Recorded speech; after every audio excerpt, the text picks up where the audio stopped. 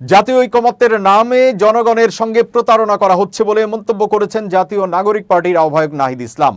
তিনি বলেন, কিছু রাজনৈতিক দল জুলাই সনদে স্বাক্ষর করেছে, এটি জাতীয় ঐক্য নয়। কিছু দলের বৈঠক মানে জাতীয় ঐক্য নয়। শুক্রবার জাতীয় শ্রমিক শক্তির আত্মপ্রকাশ অনুষ্ঠানে তিনি এসব কথা বলেন। নাহিদ ইসলাম বলেন, জাতীয় ঐক্য হলো যেখানে শ্রমিক সহ নানা শ্রেণী পেশার মানুষ একত্রিত হয়ে দেশের কল্যাণে কাজ করবে।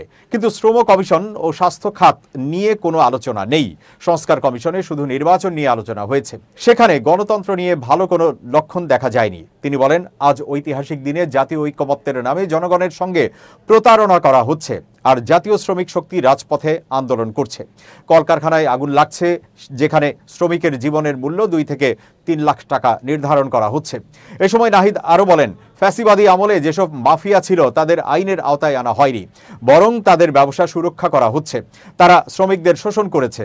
যারা দেশের অর্থনীতি সচল রাখছে তাদের পাশে থাকবে শ্রমিক শক্তি।